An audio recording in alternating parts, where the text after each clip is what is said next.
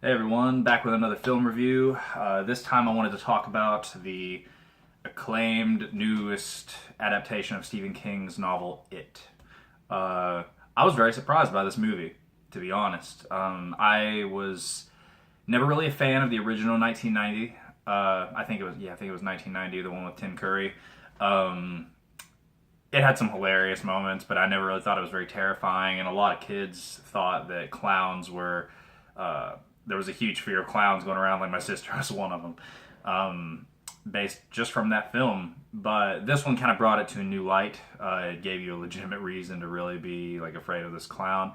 I don't know if I'd classify this as a horror film though. It felt more like a thriller in a sense, where it was thriller mystery kind of thing. There was a bit of a Stranger Things vibe, as well as the Stranger Things cast, the kid that played Richie.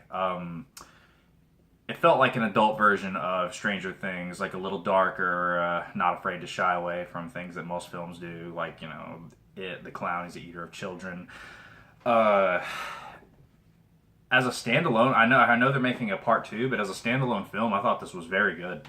Um, it's a movie even if part two somehow they just bomb and it's terrible, this movie can stand on its own and still remain enjoyable. Uh, the cast, the kids were all incredible. I was very surprised, especially the fact that we're all like unknowns except for the one kid that played Richie. Like, how hard does that have to be in order to find like a I don't know, a decent ensemble of young actors that could really bring their A game. Like it was impressive. Like I believed all the acting. Um, the clown, the clown especially, that guy, he had some pretty big shoes to fill because everyone hails Tim Curry as this definitive Pennywise the clown experience, and uh, he nailed it. Like he really brought like a nuance to it. Like if you watch interviews with him on Conan, like he does like the smile like naturally, and um, it was something that he actually pulled like from his childhood. I think that he used to do like to one of his brothers. There were certain things like the way that he spoke, like there was a charm to him. So it was almost very inviting, and but at the same time, he was able to like just at the drop of a hat, he was able to flip to like extremely creepy. Uh, he was much like a creature, and I mean that's kind of what I guess that's what he is. I guess we'll find out more about that in part two, but you will. I'm more excited to see scenes with this clown in it. Uh, like I felt like he didn't get enough screen time with this movie, and I mean that's not necessarily a bad thing. It's just like every time he was on screen, I kept wanting more. I was like, he definitely stole the show with that. Um, the special effects were really good. I thought the direction was incredible. The There was a scene regarding the clown. This isn't spoilers, but it I don't know if it was a lighting effect or something like that, but he the movie is made in 2D and it looks like a 3D film. Like the clown almost pops off the screen from this one angle, and it's uncanny. I've seen a lot of movies in my day, and I've never seen anything quite like that in terms of effects. So I was very impressed by that. All of the set design, all the props they used.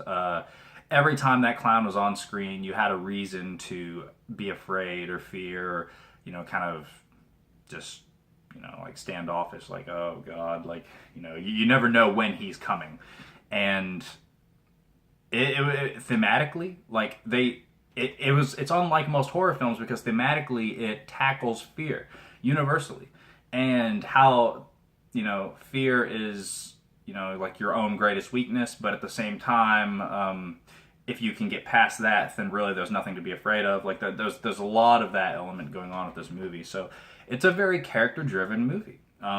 Character development was great. Like I said, all the young cast, the clown, everybody did a great job. The adults felt a little strange, but I mean, I guess that's kind of just part of like the town they lived in. Um, that could also be part of like the history of,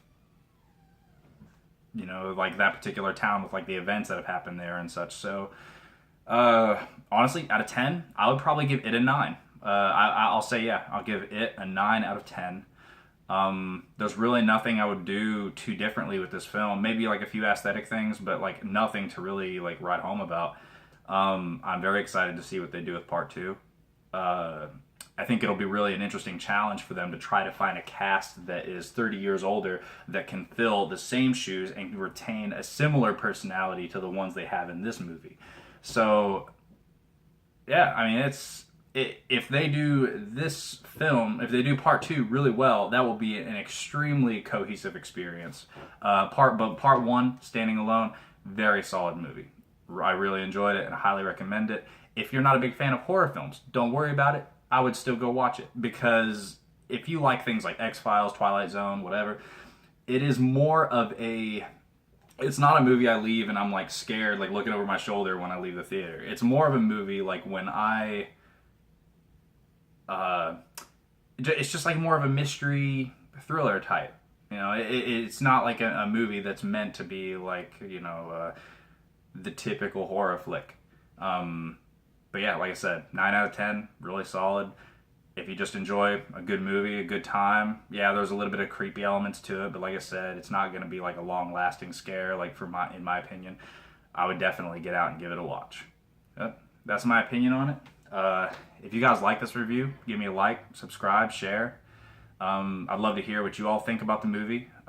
Leave me anything in the comments below, and I will see you next time.